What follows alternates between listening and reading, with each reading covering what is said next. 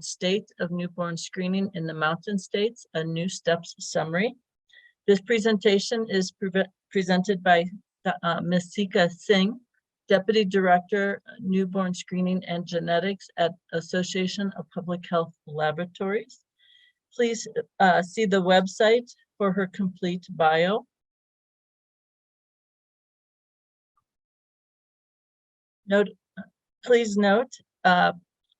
Please reference your screen for the CEU and accreditation and disclosure statement, as well as the learning objectives. Also, please see the CEU tab in the attendees website. So without further ado, Ms. Singh, you may begin your presentation. Wonderful. Can you hear me? Begin. Okay, excellent. Let me just share my screen.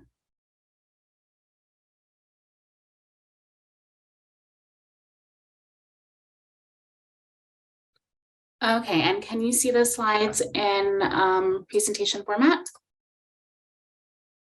They look great. Okay, wonderful. Thank you, Katie.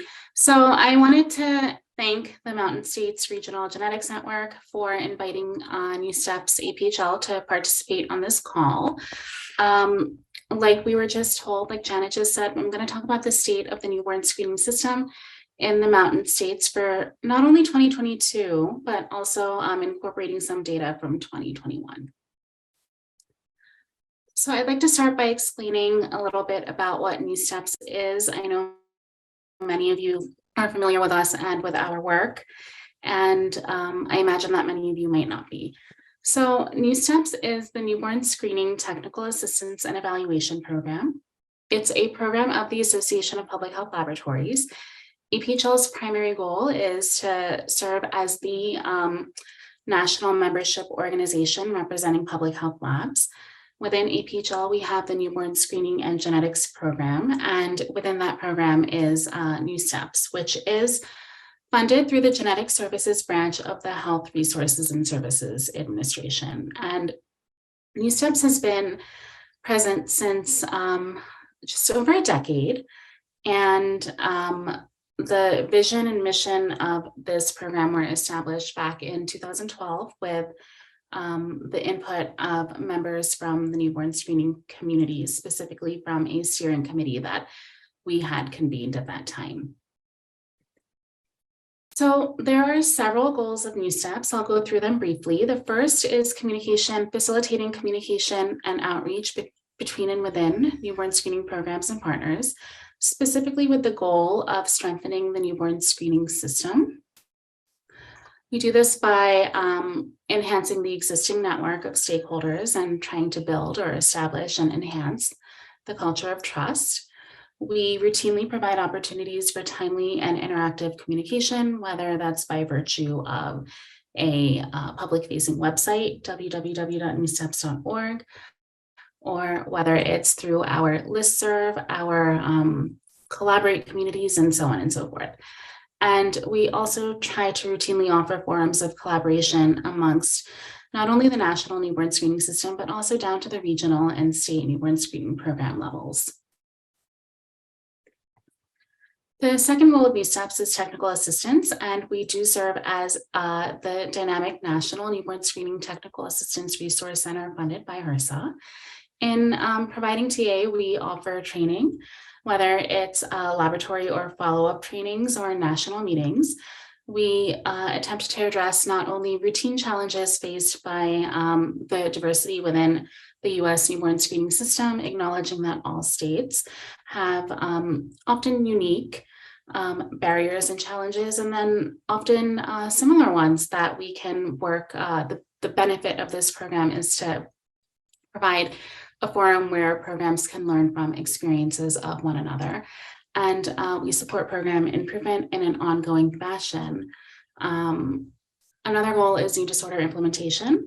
What's missing on this slide is the most recently added condition to the recommended uniform screening panel, the RUSP, called NPS 2.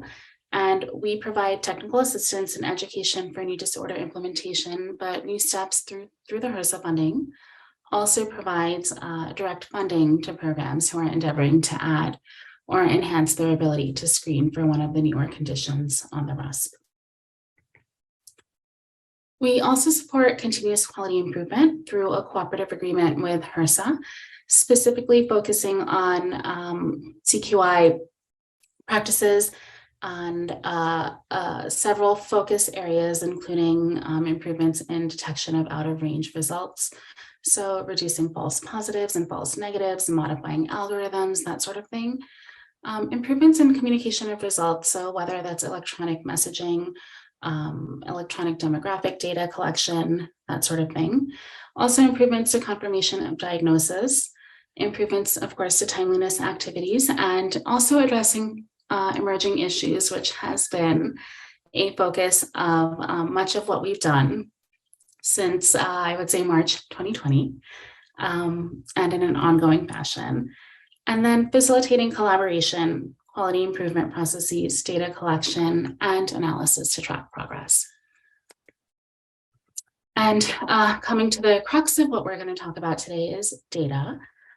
Data is actually the second goal within NewSTEPs, but we pulled this slide to this section because we're going to roll into the data momentarily. But one of the goals of NewSTEPs is to perform data-driven outcome assessments within the newborn screening system by taking the data that we collect and using it to help inform those continuous quality improvements.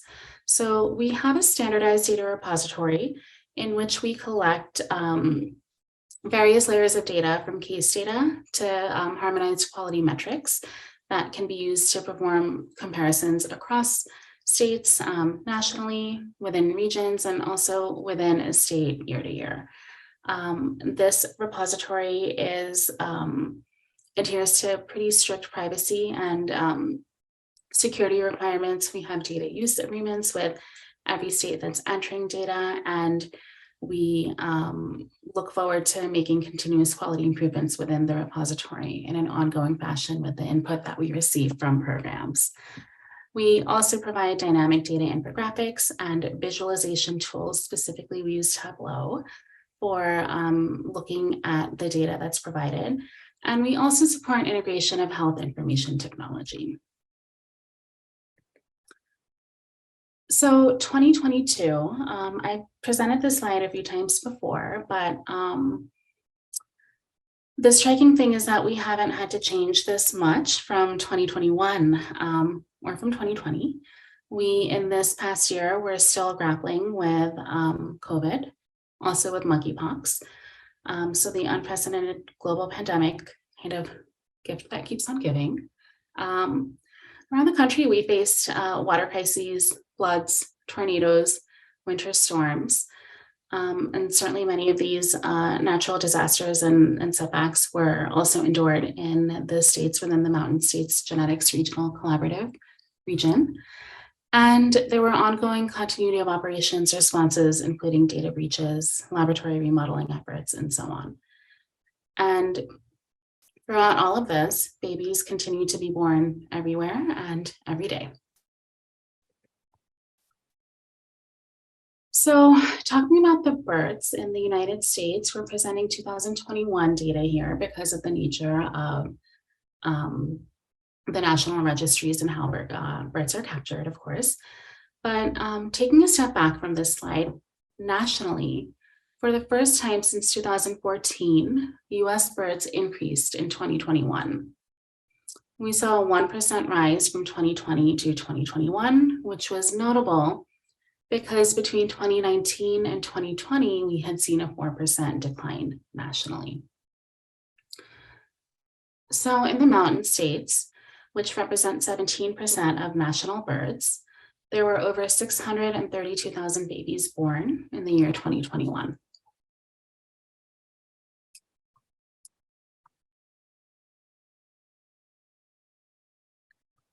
So this is a summary of the newborn screening programs in the Mountain States, Arizona, Colorado, Montana, Nevada, New Mexico, Texas, Utah, and Wyoming, 8 newborn screening programs.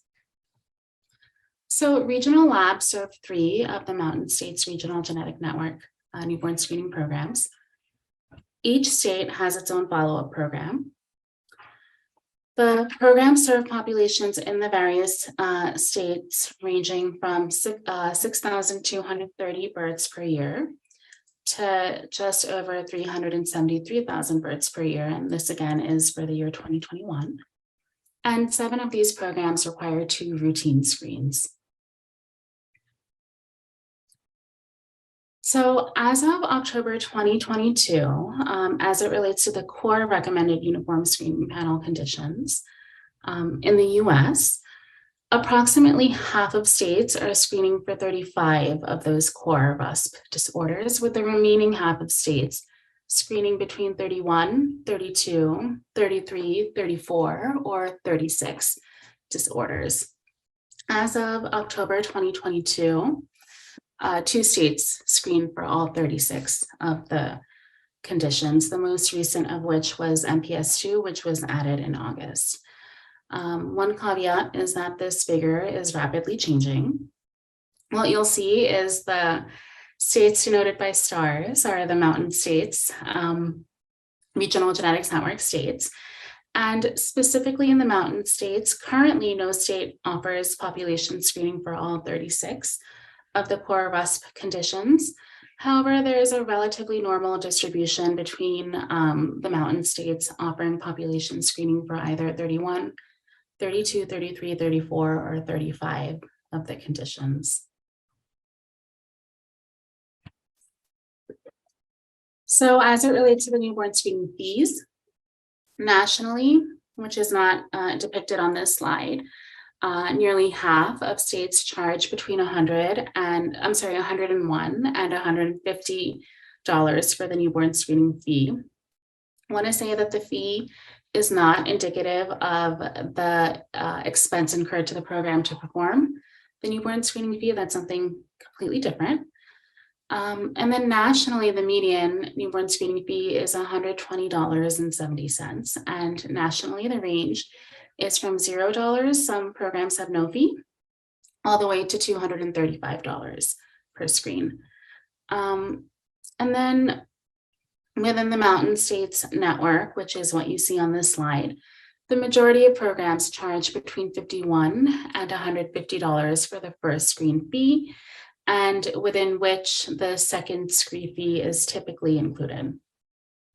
And the range in fees in the Mountain States is between $36 and $190.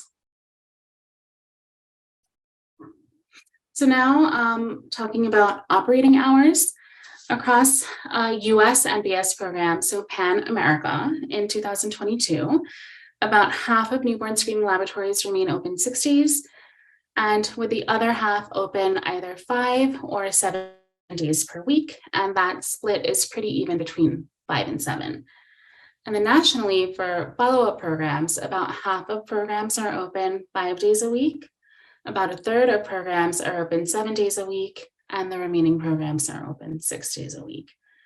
And here on this slide, we see the distribution of operating hours for the Mountain States. And the range in laboratory, of course, is between 5 and 7 days, and the range in follow-up is the same.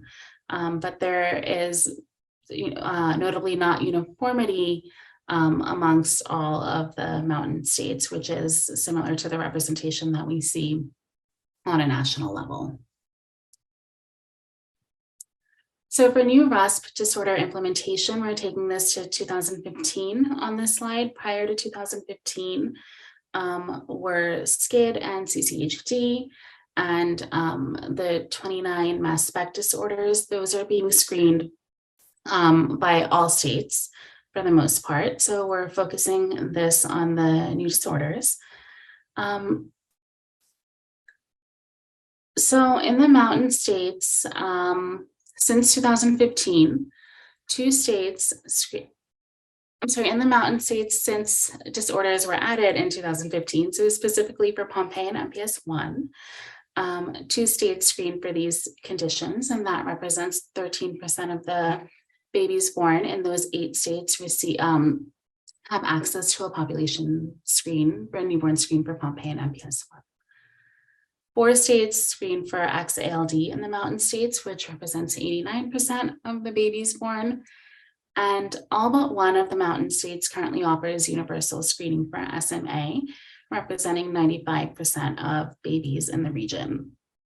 And then, as we talked about before, for the newest condition added to the RUSP, MPS 2, no states are currently screening in the mountain states as of October 2022 when this analysis was done. And nationally, as of October, just 2 states were offering screening for MPS 2. Something that may, at first glance, seem counterintuitive is that SMA, which was one of the more recently added disorders, is screened for by more states, not only in mountain states, but also nationally. That is a function of the characteristics of not only screening for the disorder, but also follow-up conducted for the disorder and the readiness of the public health laboratories to implement and onboard SMA screening, particularly its molecular assay that can be relatively simply multiplexed with SCID, and SCID is screened by all states. And in getting to in the mountain states, 95% of babies being screened for SMA within 4 years of its addition to the RUSP. That was a much faster rate than states screening for SCID. So the implementation of SCID really did set the tone for more rapid implementation of a subsequent disorder that would harness the technology used for SCID and BS.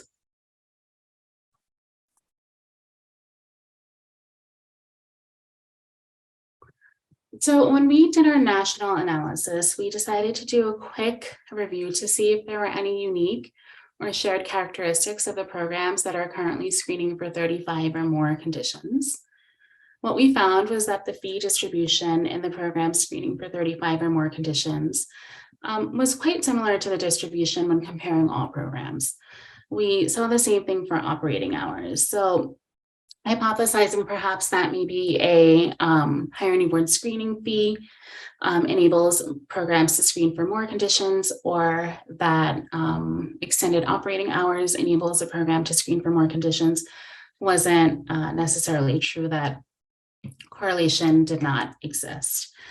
However, something that we are analyzing is determining if states that are able to implement fee increase more rapidly, are they also able to more rapidly, the rate of implementation, is that also higher?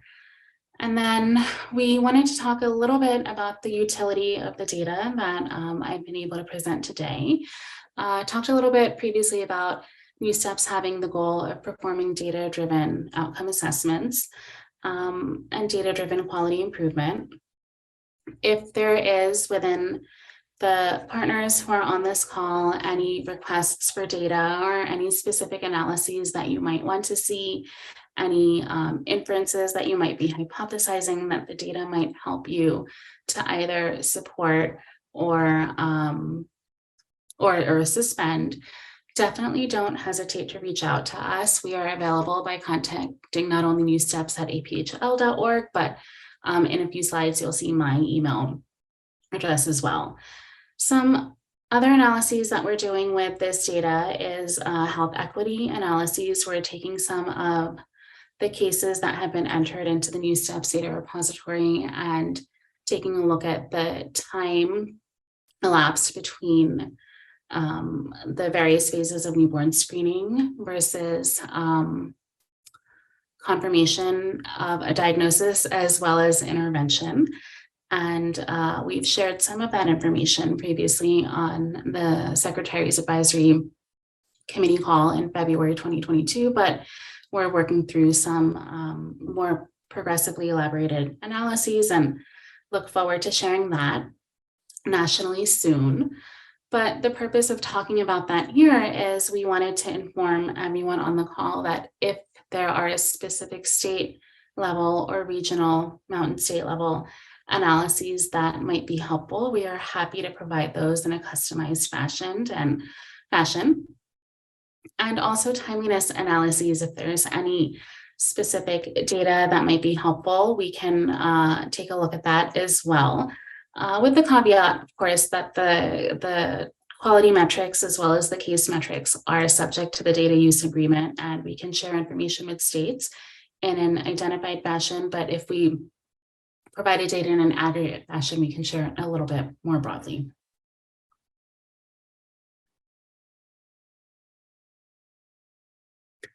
So something that we can't stress enough is that the newborn screening system continues to do so much work despite the challenges and stresses that the system has faced over the past several years. That includes adding disorders to newborn screening panels and maintaining quality practices, also enhancing quality practices, engaging in the CQI projects that APHL has championed over the past few years.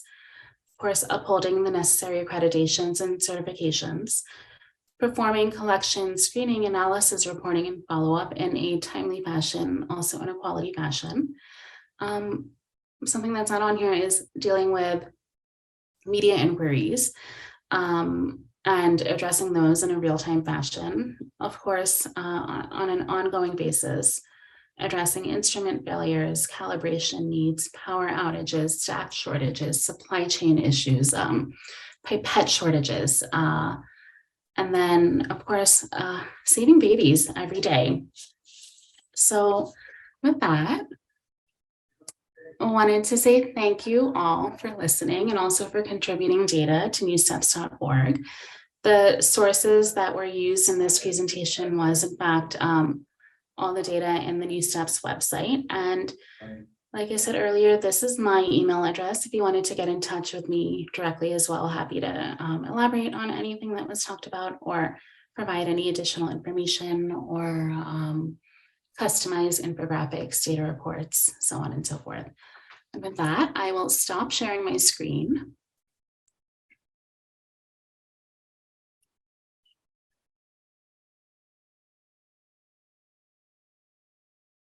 Ms. Singh, thank you very much for a wonderful presentation. It was a very nice overview of the newborn screening that's going on in the Mountain States. So we have a little bit of extra time for some questions. We do have a few questions coming in though.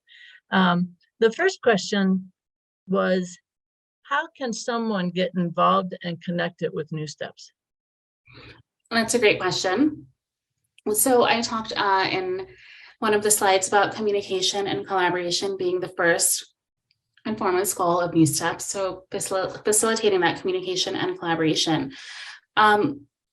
Many ways to get involved. One is to join our Collaborate community, which I can, and if I post something in the chat box, can everyone see it? I don't believe so. So we will send this information to Janet or to the meeting conveners and they can distribute it to you. But there's a pretty active Collaborate community where we have over 600 participants right now. And that's used mainly as a forum for states to be able to engage with one another directly, to ask questions, to seek feedback, to post information about openings in the laboratory and follow-up programs, so on and so forth. And frequently we'll have great dialogue on there, particularly for programs that are requesting assistance and wanting to benefit from the experience of their peer programs. You can also get involved with us by looking at our website, by participating in our trainings. So every year prior to the pandemic, we held a number of trainings and national meetings. Really happy to say that those have resumed. In August, we had a continuous quality improvement national meeting, and this April, we will have the second one. We will also have a short-term follow-up national meeting. We're hoping to support an MPS educational meeting in April as well. So there's a number of ways to engage with us, to receive education, continue learning, again, benefit from the experience of other programs. And beyond that, you are welcome to email us. Like I said, look at our website and connect with us in that realm. And if you want to look at data, you can definitely be a user, which I will admit there are some limitations to that, in that you can't look at the quality indicator and the case data, but you can certainly look at that state profile data and the reports that we have that can share what's happening nationally. Wonderful, thank you. Katie does tell me that you can put something in the chat for us and we can get it to the attendees. Okay. Another quick question, I think. It says, do these newborn screening tests identify carrier status? So that's something that's up to the states if they're reporting carrier status or not. Some do, for example, for cystic fibrosis and XALD, other disorders where there are second screens that can identify that. That's a state-specific thing, but yes, they can. Can you describe the process for a condition getting added to newborn screen for a state in the Mountain States? And I think we all sort of recognize that each state is a little bit different, but so it might be a little bit of a loaded question for you. Yeah, that is a loaded question. I'm seeing if in real time I can perhaps share my screen and share some of that information, but this is something that, before I pull that up, there's state autonomy in the way in which newborn screening disorders are added to each state panel. So from a national level, of course, the Secretary of Health and Human Services takes recommendations from the advisory committee on heritable disorders in newborns and children and either accepts or rejects those recommendations. And if it's accepted, it gets added to the national recommended uniform screening panel. So there are some states that have what's called the alignment of their legislative mandates with the RUSP, which means that X years after a condition is added to the RUSP, that the state has to necessarily provide population screening for it. That RUSP alignment, I will say, has admittedly been somewhat contentious. It sometimes limits the ability of programs to improve quality practices prior to adding a disorder, so on and so forth. There are other programs that will pursue addition of a disorder to the RUSP following recommendations from their own advisory committees convened within their states. Those advisory committees are comprised of experts from frequently the laboratory, the departments of health, follow-up from hospitals, from clinical networks that are required to be engaged with. And then there are other states that will perform extremely robust cost analyses, ROI analyses. Some will perform deliberative community engagement to determine if screening for that disorder on a population level would benefit their specific communities that they serve. So there's a number of ways that a disorder is added.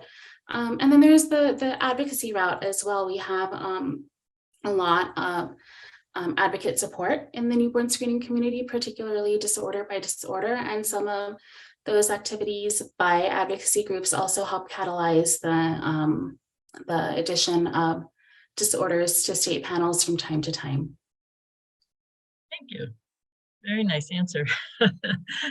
Summarized things really nicely. So, one more thing that I wanted to add, if you go to, I will try to pull this up in a moment, but if you go to newsteps.org and you go to the data section, there is something called state profiles. I know many of you know about this, but bear with me if you've already heard this, for those of you who haven't.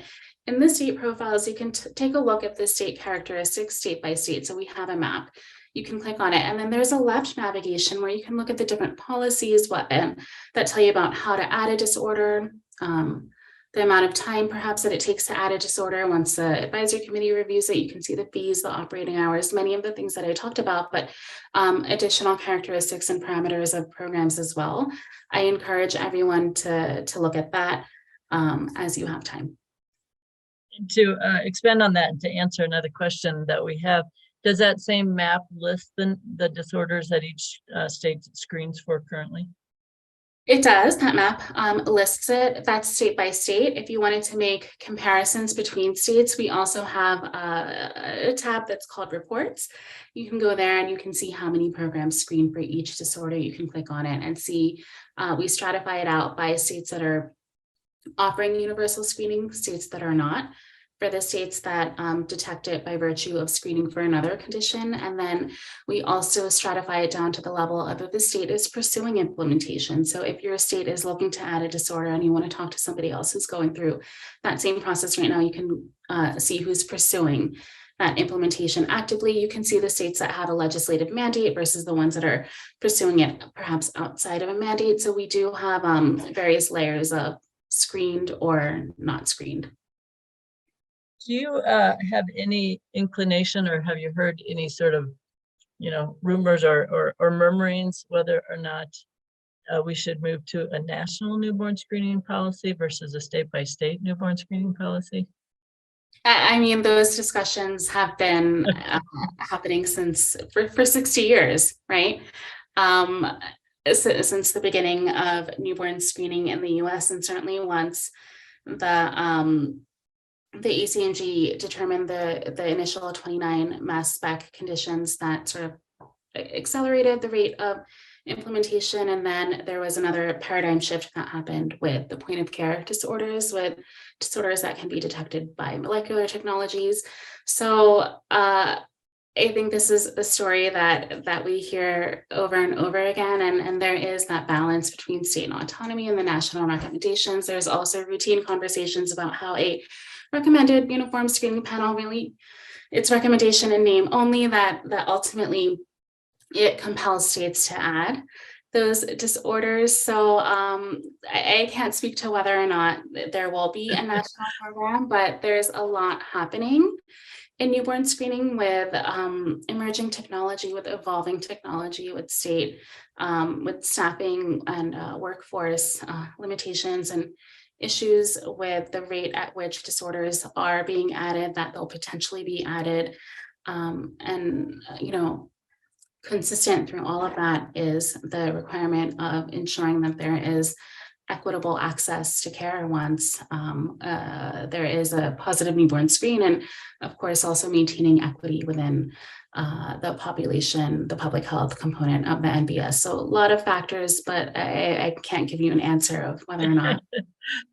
I don't know that there really truly is an answer, but new question for you. Does NewSTEPs collect/record data regarding newborn screen cases that cross state lines?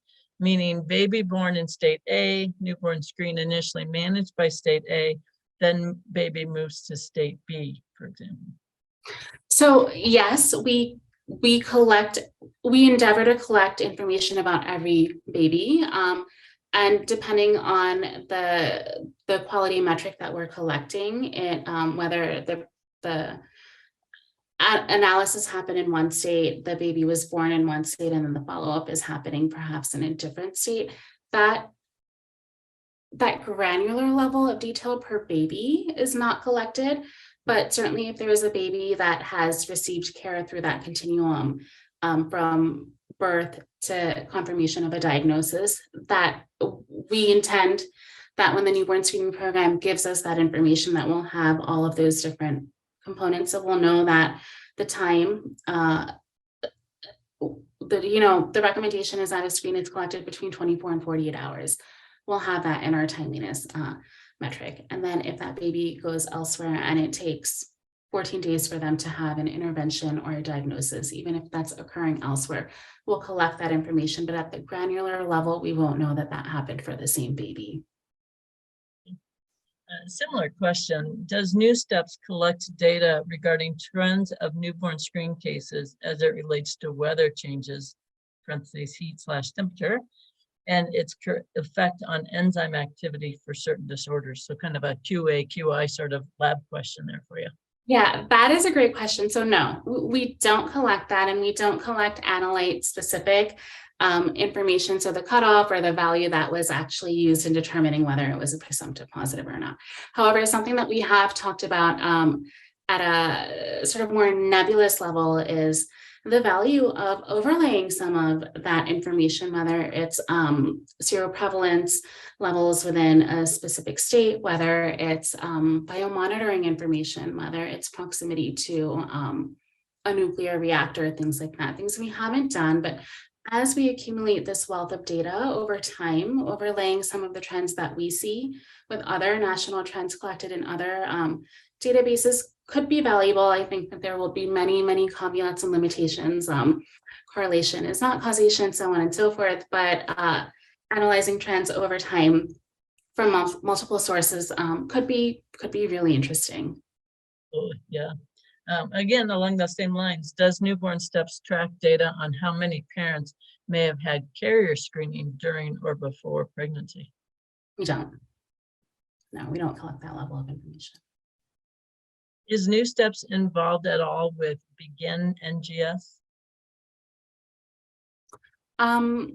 No, so Begin NGS is the sequencing initiative, one of the few sequencing initiatives, so we're not actively involved. However, we try to keep our finger on the pulse of what's happening nationally. Less, I would say, NewSTEPs, more EPHL, but no, there's no active sort of engagement or partnership happening with that group.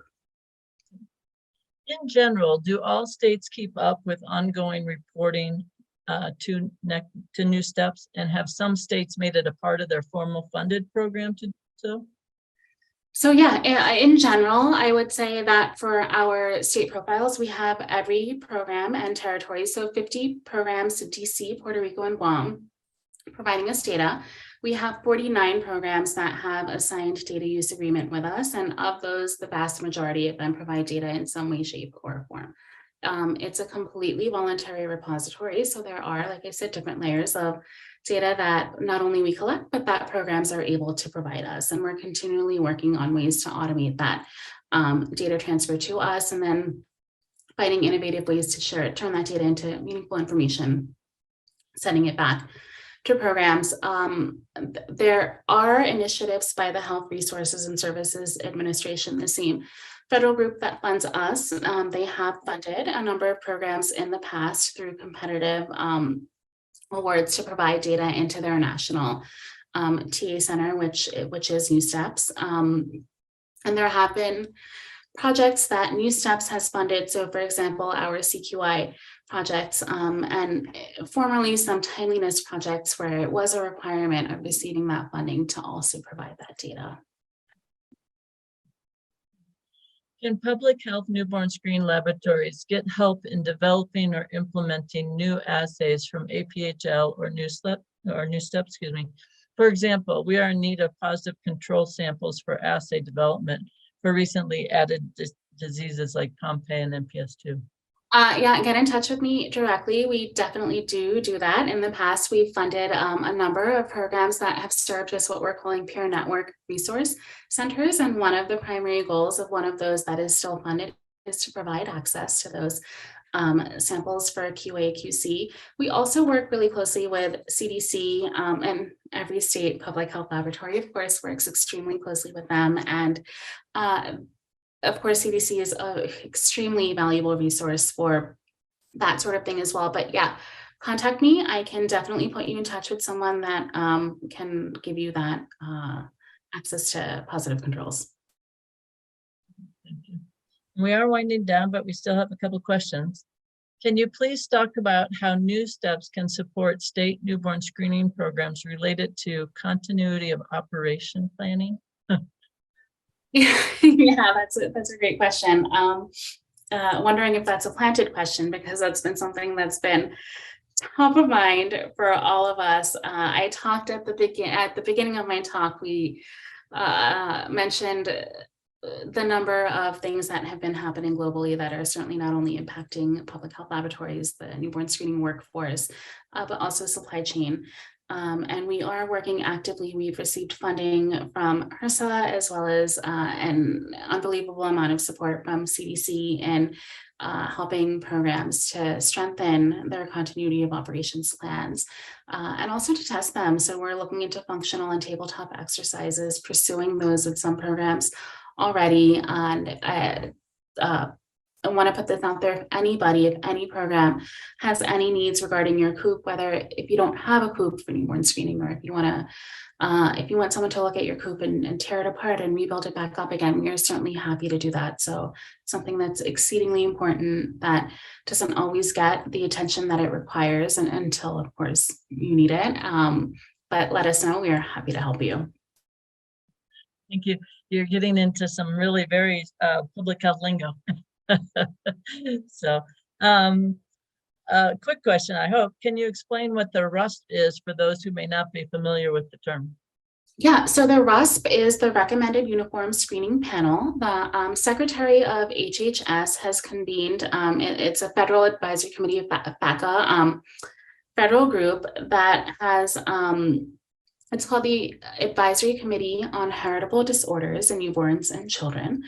And one of the goals of this group, or one of the charges of this group, is to evaluate any conditions that are nominated for inclusion into the RUSP. So there is the ability for anybody to nominate a condition to add to the RUSP. Once that nomination happens and is accepted, there is a formal evidence review process that happens with a group of experts looking at how feasible it might be to implement a condition, how the readiness nationally of public health laboratories to implement a condition, if there is a treatment available, if there is an N of 1 that's been detected by newborn screening. So there's a variety of parameters that go into this very robust analysis of any condition that's nominated. Once that happens, this committee votes on it, and that vote is then sent to the Secretary of HHS, who reviews the recommendation and either accepts it or rejects it. If it's accepted, that condition becomes added to the recommended uniform screening panel. And on that panel right now, there are 36 conditions. There are also a host of what are called secondary conditions, as well as some other conditions that can be incidental findings. They can be detected by virtue of screening for one of the core disorders. But so there is a rather comprehensive process that is involved in creating this national RUSP. I do want to add that, like we talked about, not every state screens for every disorder on the RUSP, but not every state screens for only disorders on the RUSP. So there are other conditions that are either not on the RUSP yet that ostensibly the community feels will eventually be on the RUSP, or just other conditions that they screen for that are not on the RUSP. Wonderful. Well, thank you.